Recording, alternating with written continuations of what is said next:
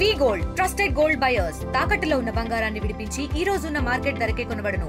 మరిన్ని వివరాలకు సంప్రదించండి 7771077720. రష్యా ఉక్రెయిన్ మధ్య యుద్ధాన్ని ఆపడానికి అమెరికా అధ్యక్షుడు ట్రంప్ చేయని ప్రయత్నాలే లేవు. ఆయన పదవి బాధ్యతలు చేపట్టిన దగ్గర నుంచి ఈ రెండు దేశాల మధ్య యుద్ధాన్ని ఆపడానికి ప్రయత్నం చేస్తూనే ఉన్నారు. ఆ పదవిలోకి వచ్చి కూడా దాదాపుగా ఏడాది అయిపోతుంది, కానీ ఇప్పటి వరకు అందులో అయితే సఫలం కాలేదు. ఈ లోపల దాదాపుగా 7 ప్రపంచ యుద్ధాలను అయితే ఆపారు. అందులో చాలా మెయిన్ ఇజ్రాయెల్ హమాస్ మధ్య యుద్ధాన్ని ఆపి గాజాలోని శాంతిని నెలకొల్పారు. అలాగే కొన్ని చిన్న దేశాలు థాయిలాండ్, కంబోడియా ఇలాంటి వాటి మధ్య కూడా యుద్ధాన్ని ఆపి సక్సెస్ అయ్యారు.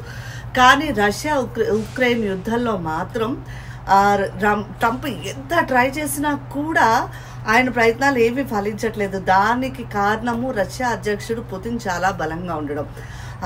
ఆయన ఎవరేం చెప్పినా వినట్లేదు. ఎవరు ఏం చెప్పినా సరే నాకు నచ్చిందే చేస్తా, నా దారిలోనే నేను వెళ్తాను అంటున్నారు తప్పితే ఎక్కడ యుద్ధాన్ని ఆపడానికి ట్రై చేయటం లేదు. కీవ్లోని ఏదైతే భూభాగం తనకి కావాలని కోరుకుంటున్నారో అది ఇస్తే గానీ యుద్ధాన్ని ఆపేదే లేదు అని చెప్తున్నారు రష్యా అధ్యక్షుడు పుతిన్.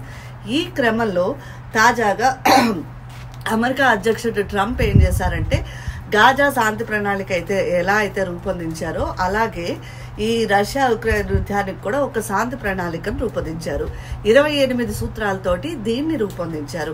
ఇప్పుడు దీన్ని రష్యా ఉక్రెయిన్ ముందు పెట్టారు. 28 సూత్రాలతోటి శాంతి ప్రణాళిక ఏదైతే ఉన్నదో దీన్ని మీరు ఒప్పుకోవాలి, అది కూడా వారం రోజులే మీకు టైం ఇస్తున్నాను, దీన్ని ఒప్పుకోవాలి అని చెప్తున్నారు. మెయిన్ ఈ శాంతి ప్రణాళిక కొంత రష్యాకి అనుకూలంగానే ఉన్నది, కొంత అంటే దాదాపు 80% రష్యాకి అనుకూలంగానే ఉన్నది, కానీ ఉక్రెయిన్కి మాత్రం అనుకూలంగా లేదు అని చెప్తున్నారు.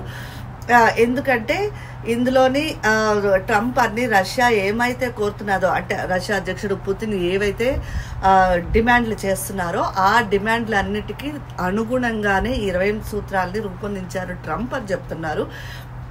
కీవ్లో ఏదైతే భూభాగం ఉందో అది ఇచ్చేయాలని, అలాగే నాటోలో చేరకూడదని చెప్పి, అలాగే ఉక్రెయిన్ తన దళాల్ని ఉపసంహరించుకోవాలని చెప్పి, ఇలా అన్ని రష్యాకు అనుకూలమైనటువంటి సూత్రాలనే అందులోని రూపొందించారు. ఇవి ఒప్పుకోవాల్సిందే, ఉక్రెయిన్కి మరొక దారి లేదు అని చెప్పి ట్రంప్ చాలా గట్టిగా వారం రోజులు మాత్రమే మీకు టైం ఇస్తున్నాము, లేకపోతే చాలా తీవ్ర పరిణామాలు ఎదుర్కోవాల్సి వస్తుందని చెప్పి ఉక్రెయిన్ హెచ్చరించారు.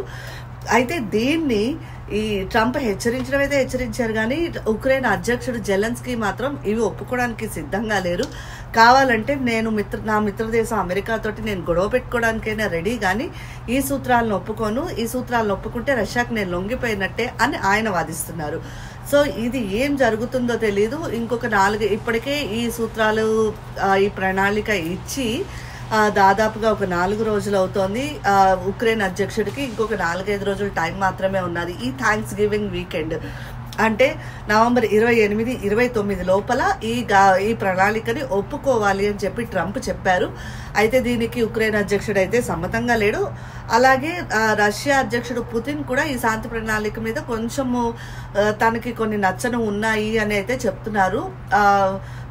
ఉక్రెయిన్కి రష్యాకి మధ్యలో ఉన్న విద్యుత్ కేంద్రాలు ఏవైతే ఉన్నాయో అవి వదులుకోవాల్సి వస్తుంది, దానికి రష్యా సిద్ధంగా లేదు ఈ శాంతి ప్రణాళికల వల్ల.